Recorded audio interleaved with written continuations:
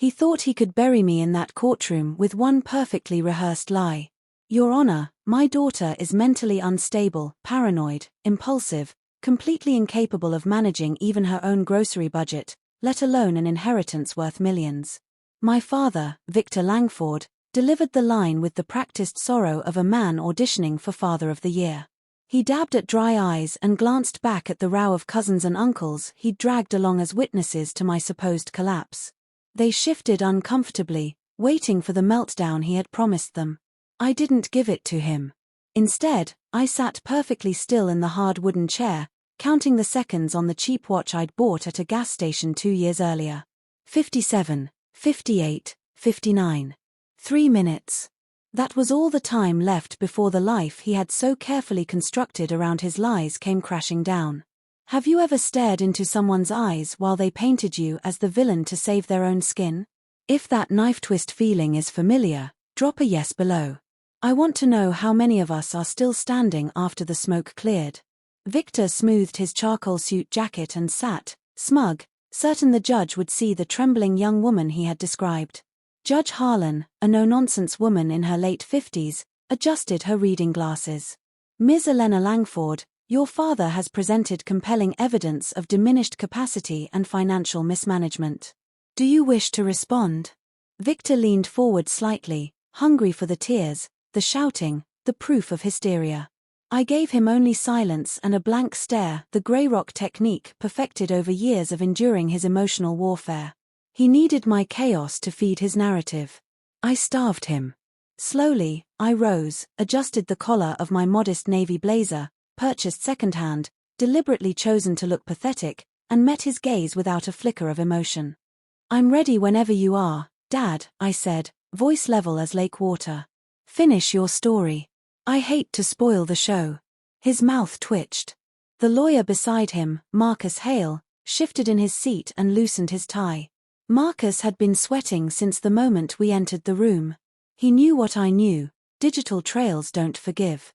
Victor launched into the performance anyway. Look at how she lives, tiny rented room above a laundromat, second-hand everything, rides public transit like a teenager. I gave her every advantage, private schools, connections, and she threw it all away. The words stung less than he hoped. 2 years earlier he'd stood in that same cramped apartment, sneering at my thrift store couch and stack of finance textbooks. Pathetic, he'd muttered before leaving in the leased Mercedes he'd financed using my name as cosigner without telling me.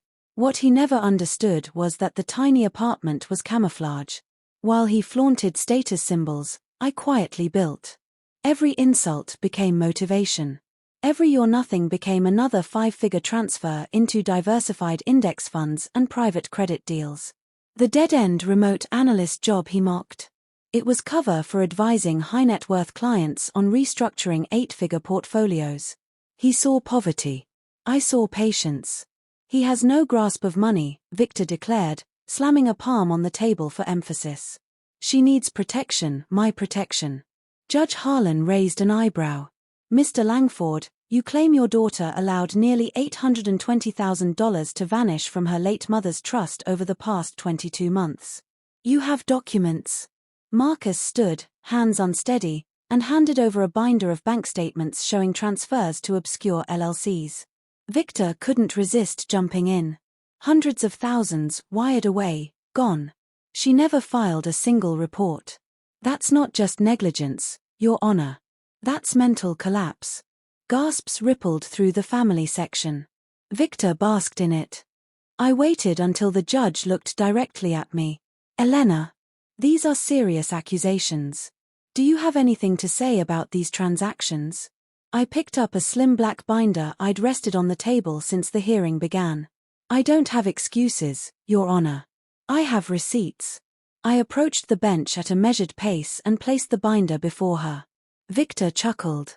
She admits the money disappeared. She sat there and watched it happen. Classic detachment from reality. I turned to him, calm. I didn't watch it disappear.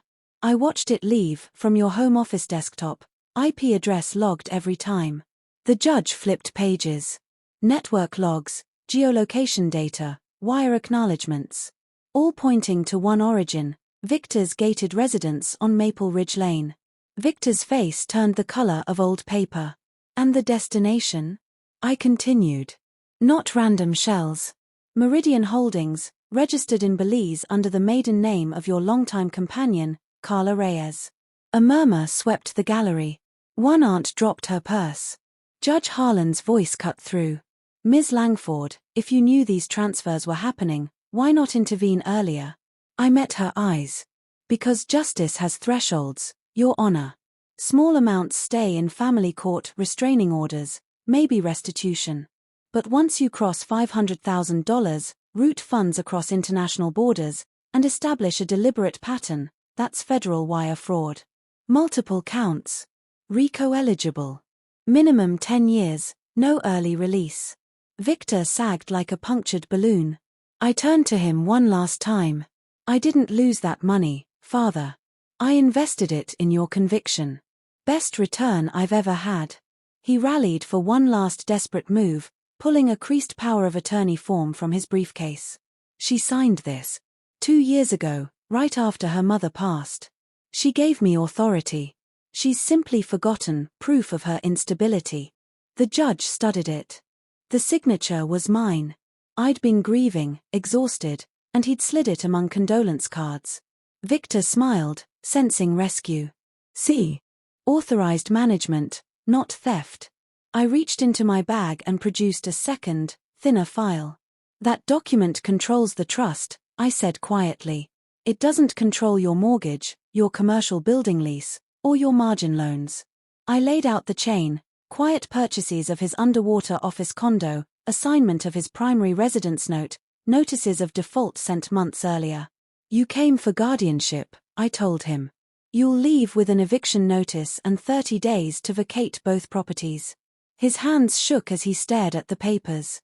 I slid a prepared stipulation across the table: confession, withdrawal of petition, agreement to vacate. Sign. Or the marshals waiting outside will escort you in cuffs right now. He signed. Moments later the double doors swung open.